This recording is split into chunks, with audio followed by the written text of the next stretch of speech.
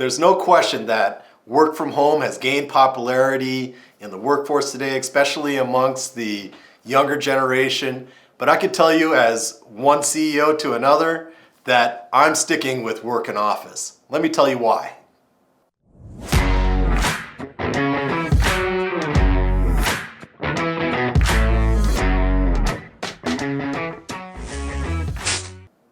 I'm the CEO of Tache and several other businesses. I first started the company back in 2012. Prior to that, I was a civil engineer working in the corporate world for, 15 years or something like that. So a lot of experience working in office environments, hiring people. And what I've realized over the years is that although there are certain things that are attractive about the work from home opportunities, what I've realized for myself is that our work from home team is going to always have additional challenges that are going to hold them back from the success that a work in office team is going to have. So in building my team, I've always liked having people work in the office.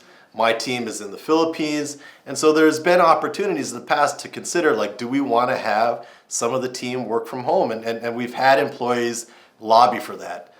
We've got a variety of different positions within the company, from marketing to accounting and sales and operations. And there's going to be situations where you're thinking, well, maybe this could just be done at home. And I'll admit that I do have a few people that do work from home. And for those specific roles where there's solo people that aren't necessarily on a team, those can work.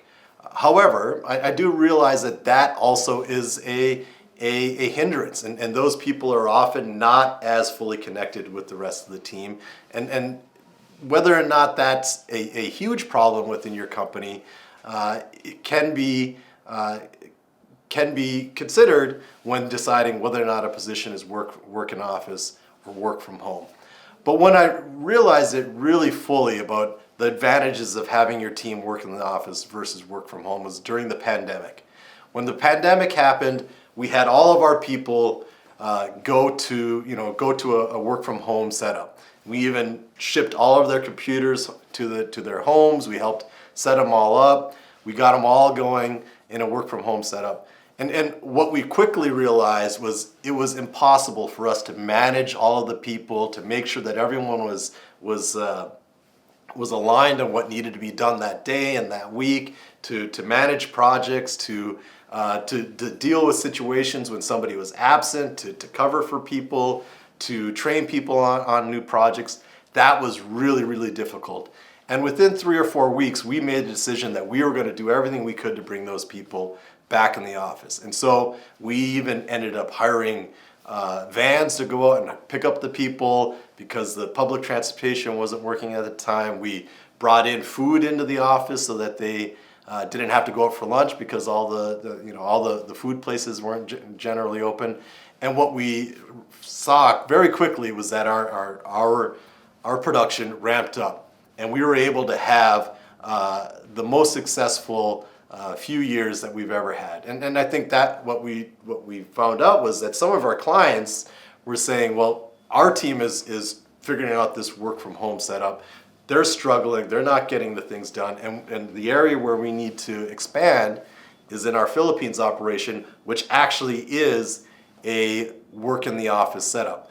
Because those people that are working in the office then can cover for other people, they can do the training, they can handle the projects, and that's where the success entailed. So we really, at that point, made a concerted effort to really focus on work in office. Additionally, with our clients, what I've noticed is our most successful clients are work in office. The work from home clients, they sometimes do great. They've got maybe 4, 5, 6, maybe 8 people, but there's a hindrance in their communication.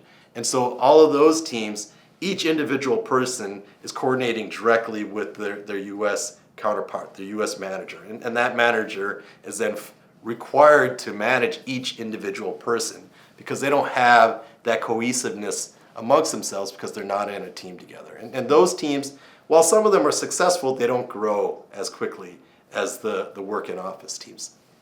Our work in office teams generally there's a team lead that's coordinating with the manager on the US side, getting their orders, giving their updates, and really taking those marching orders and disseminating that to the team. They're talking to their team leads, they're talking to their junior people, they're making sure that those instructions are distributed to the appropriate people. And then they're training them, they're looking over their shoulder, they're making sure that they're getting the training that they want, they're giving them their feedback in real time.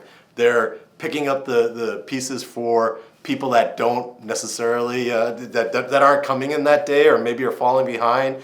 One person, or you got a couple of people working on a project and one person needs a little bit more help than the other person, you can give them that help in a working office setup. Those type of scenarios where you're trying to grow a team, where you need junior people to become senior people, where you need to give feedback to those people, that's just impossible in a work from home setup. And so what we found with our clients is that the most successful teams, the teams that grow from 5 people to 10 people to 15 people to 30 people to 50 people, those are the teams that are in a work in office setup. And so this video is going to go into the details about why that is, what are the different scenarios, and what is the reason for the success of our work in office teams.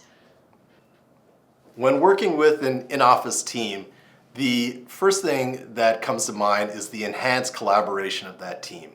If you have a work from home team, you're not going to have that interaction, that empathy amongst team players.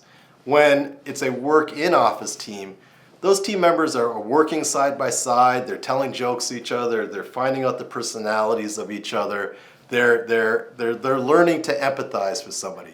When somebody asks somebody to help them out with something, they're much more likely going to help them out, go above and beyond, if they know that person, if they know their backstory, if they've had lunch with them and they've heard about their family and everything. They're going to empathize if that person says they're out sick or they got to take care of their kid.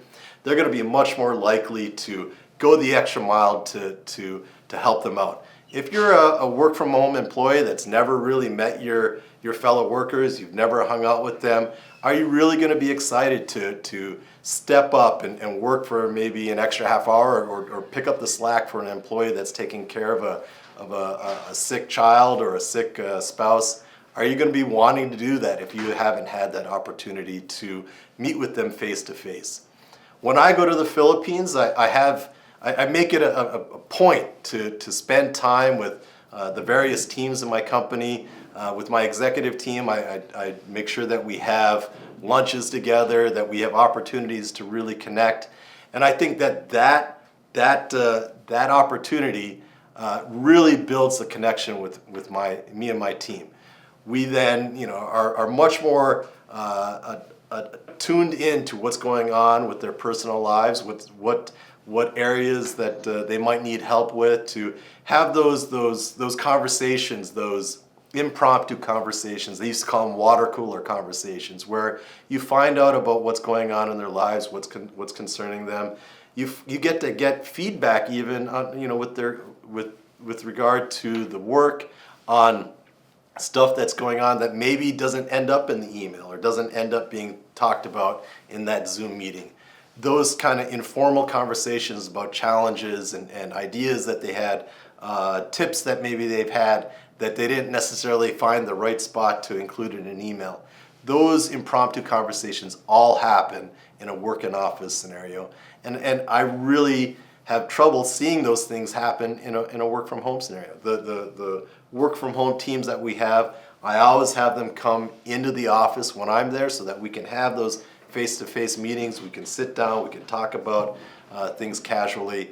And that is maybe the most important thing that happens in a work in office scenario that just does not happen in a work from home scenario, and is the kind of the secret sauce that has work in office employees outperforming work from home employees. The most successful teams are efficient, fast, are able to adapt quickly, and that's really possible when you have a work in office team. I know that there's been several times when a client's reached out to us, they've got an emergency, this thing needs to be addressed. We need to handle this problem right away. And what we do is we got these all hands on deck scenarios, and I'm reaching out to my managers. I'm telling them we need to take care of this situation.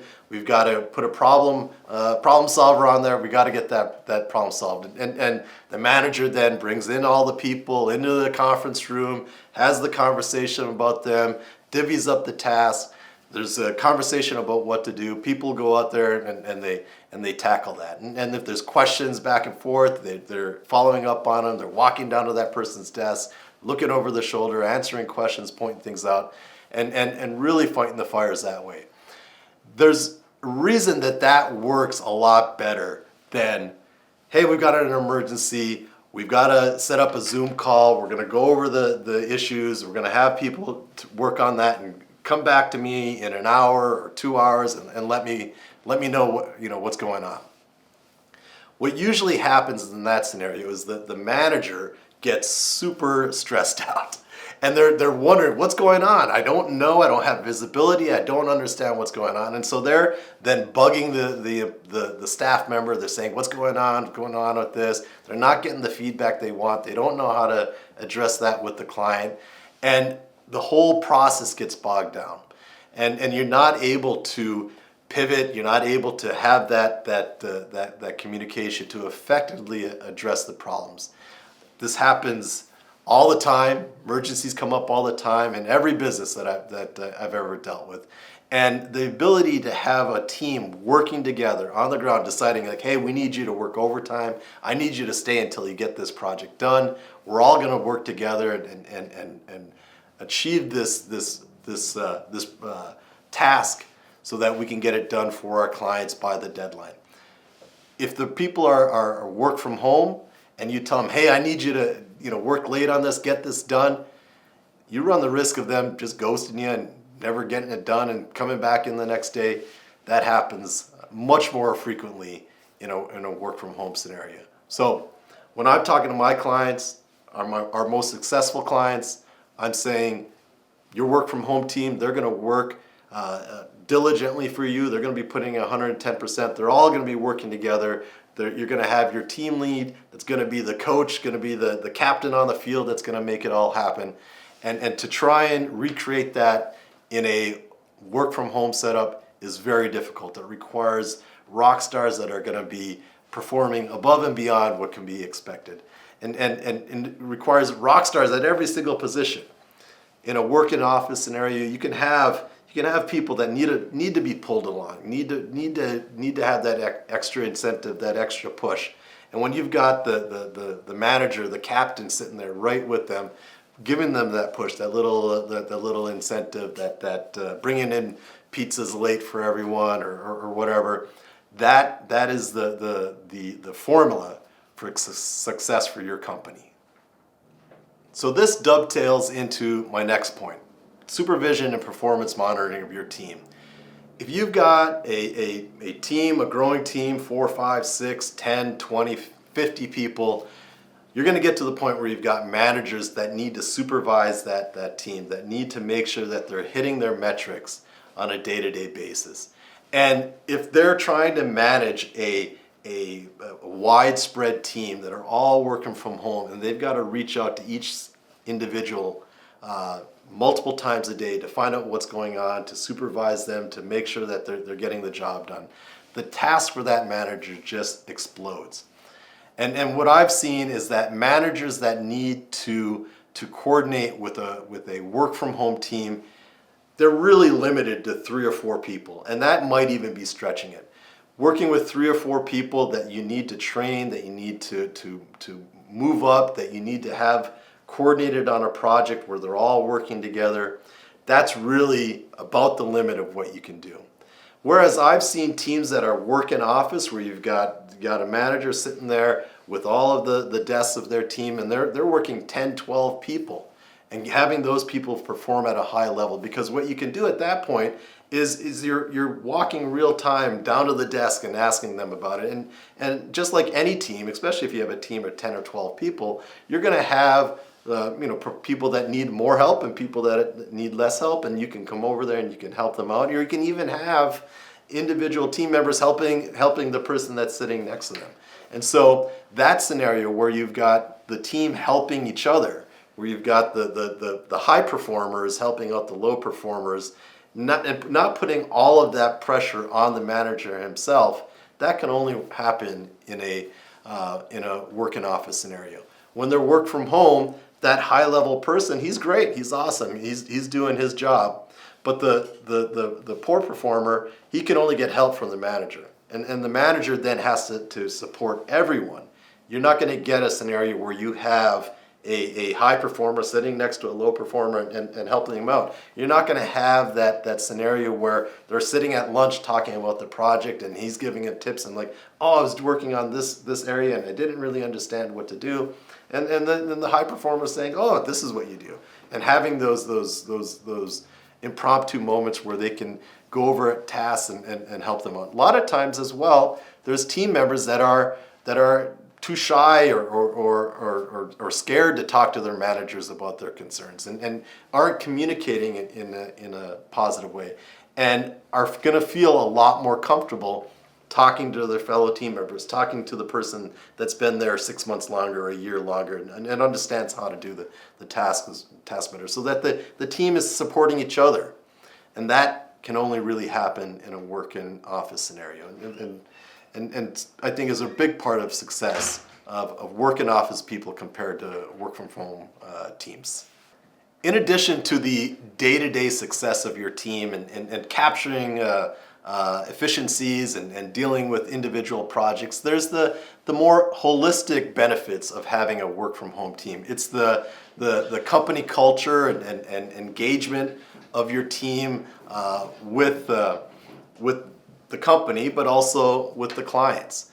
When you have a work in office team, you can do things like Friday night parties, birthday parties. You can do those fun things at lunch where you're having little fun games and stuff like that. And I know my team in the Philippines, I've got some teams that get together and they're singing and playing guitar and really connecting and vibing with each other on a day-to-day basis.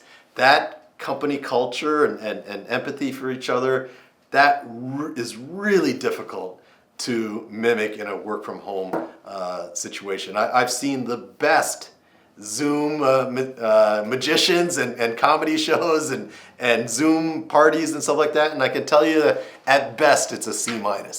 You're just not going to have a great Zoom Friday afternoon party. The best ones I've seen aren't that great. So it's nothing compares to working together, having those moments together as a team, and really creating a company culture that's going to be A+, that's going to involve everyone, where you might have somebody that's a little bit more reserved, maybe a little bit quiet. In a Zoom situation, they've got their camera off, they're checked out, they don't want to be involved in that scenario.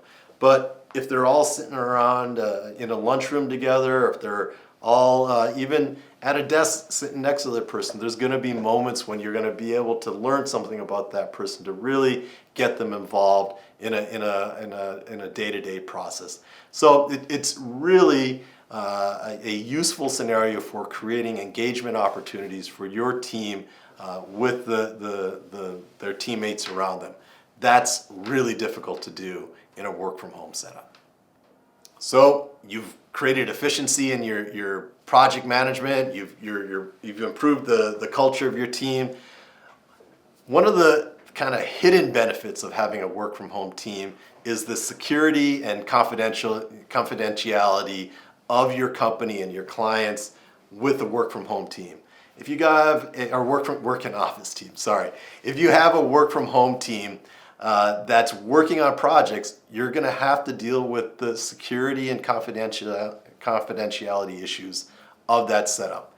You're going to have to figure out what data you can send to your employees at their home.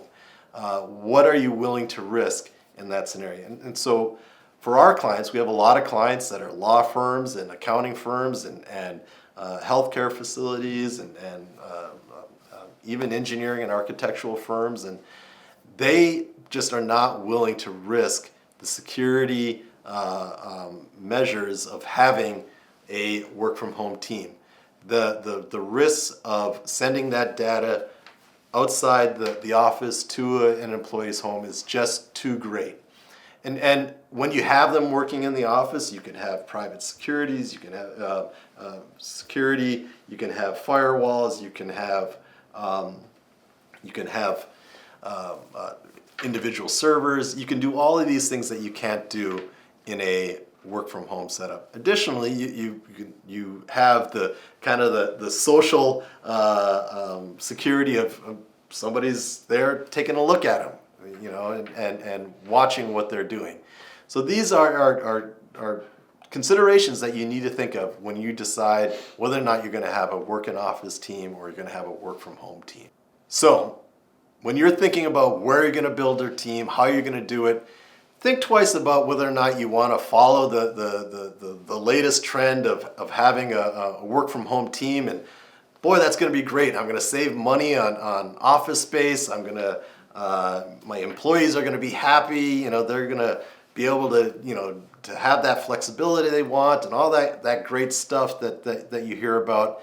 But really think about that and think about, is that going to be great not only for day one, but is it going to be great for year one, year two, year three, and the growth of your team? Are you going to be able to create a culture that's going to lead to success for your team over the long term? Are you going to have the security that you need for your company and your clients' data?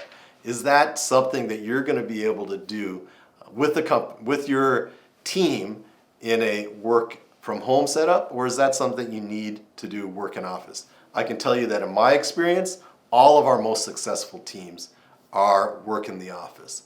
The work from home teams, some of them do fine, but they don't grow, they don't have the long-term success of a work in office team. So I hope this episode has brought some things for you to think about, that you're able to consider which way to go. And as I said, I'm all for work in the office. I do think that there are some scenarios where having work from home staff can work for you, but I think that those are pretty unique and niche to certain roles and certain types of tasks. But I'd love to have a conversation about it. Put a comment below and we can talk about that. Or, give a call out to Tache and we can give you our thoughts on what's best for you, work in office or work from home. If you like the video, please hit the like button and certainly subscribe to the Philippine Business Playbook podcast here or wherever you listen to your podcast. Thank you, and until next time.